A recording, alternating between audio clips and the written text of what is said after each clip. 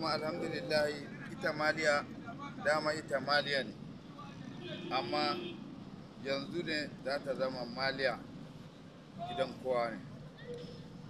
Allah ya so yadda in dai har saniya ne, kowane kalar saniya in Allah ya so yadda kake so, in Allah ya so yadda za ka samu saniya.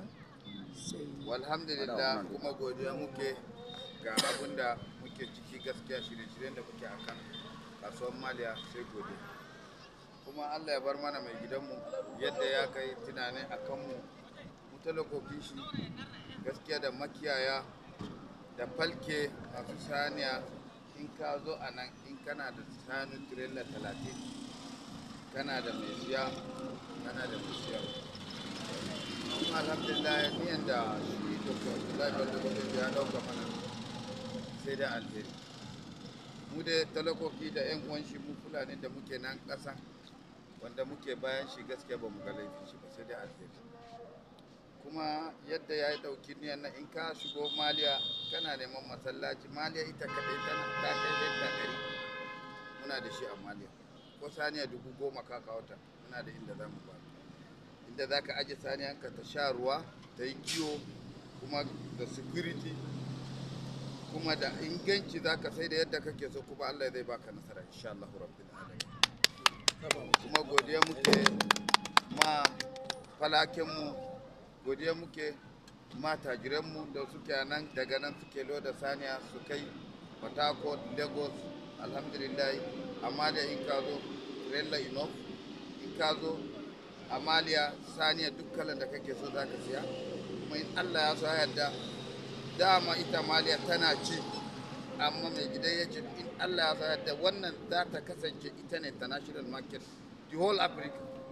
Kuma yadda niyan da ya dauka mana, muna goyon bayan shi 100%. Allah ya saka mishi da alheri, Allah ya saka mishi da alheri, Allah ya sa ya ƙara mishi gonaki da yadda ya yi niyya zai taimake mu, mu talakokin shi, kuma Allah ya taimake shi. Ba matsayinka na ciyaman mai tawalle na shuwa, me za ka ce da ƙananan falake irin mai saya ɗaya biyu a haɗa mota a kai irin kasuwanni, irin wani tabbaci za ka iya basu cewa idan sun kawo za su samu riba, za ku sai kayayyakin su a matsayinka na ciyaman? Wani ƙarfafawa za ka yi musu cewa su rinka kawo dabbobin a nan?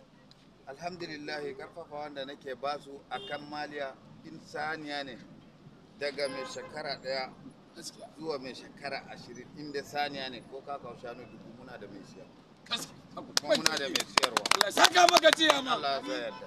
Kaji kuma a ji magana Kuma mun in nan a Allah can ya ba. ce amin, da izinin Allah, in dai har saniya ne a Afirka, duk kalar saniyan da kake so a maliya muke da shi. Kajo. Ambala ne, wajeji ne, daneji ne, ya kanaji ne, duk in Allah ya sayar da Allah ya ba mu amaliya.